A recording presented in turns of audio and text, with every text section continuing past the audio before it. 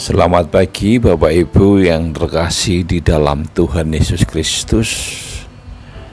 Mari kita akan mengawali perjalanan kehidupan kita hari ini dengan kita merenungkan firman Tuhan yang diberikan judul Dilarang Berbohong.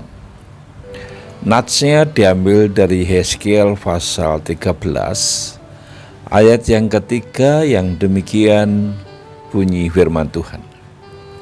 Beginilah firman Tuhan Allah, celakalah nabi-nabi yang bebal, yang mengikuti bisikan hatinya sendiri, dan yang tidak melihat sesuatu penglihatan.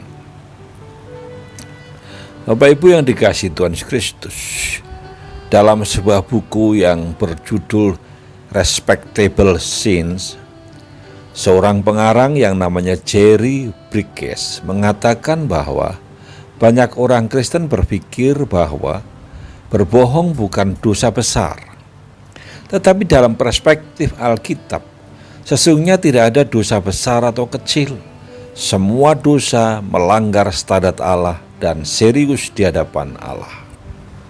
Dalam firman Tuhan yang kita baca dalam Yeskiel 13 ini, kita melihat bagaimana Allah membenci para nabi yang memperkatakan kebohongan kepada umatnya. Dalam Yeskiel 13 ayat 6-7 menulis, penglihatan mereka menipu dan tenungan mereka adalah bohong. Mereka berkata, demikianlah firman Tuhan.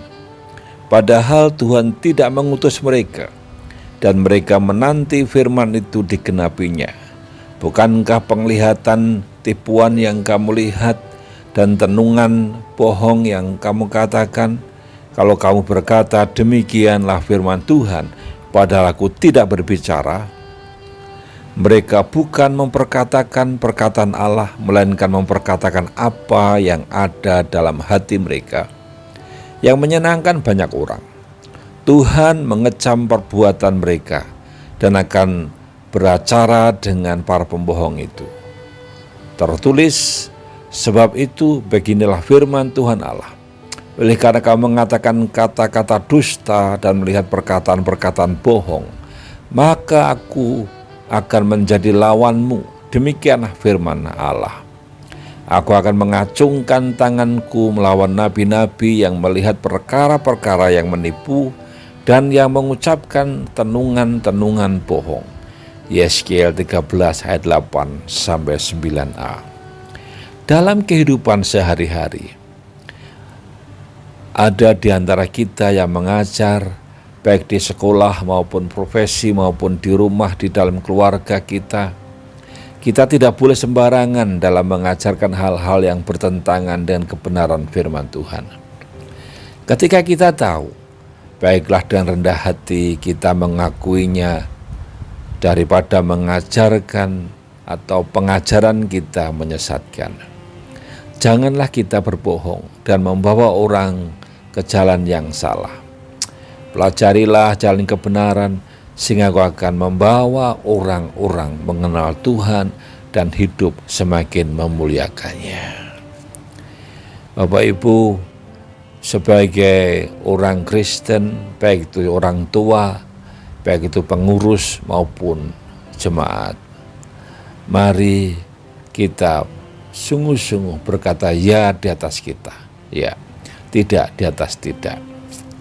Kita harus sungguh-sungguh berintegritas dalam apa yang kita ucapkan, sehingga itu tidak akan menyesatkan. Mari kita akan menyerahkan hidup kita agar Tuhan terus memampukan kita untuk hidup di dalam kebenarannya.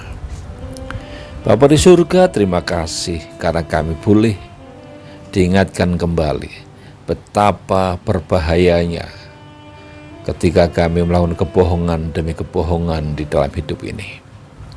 Karena kebohongan itu adalah satu dosa yang harus juga kami hindari.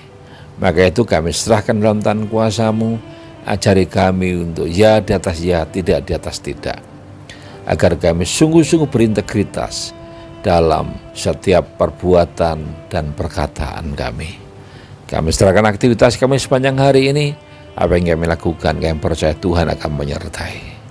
Terima kasih, dalam nama Tuhan Yesus Kristus kami menaikkan doa ini. Haleluya. Amin. Selamat beraktivitas Bapak Ibu. Tuhan memberkati, menyertai dalam setiap langkah kehidupan kita. Haleluya. Amin.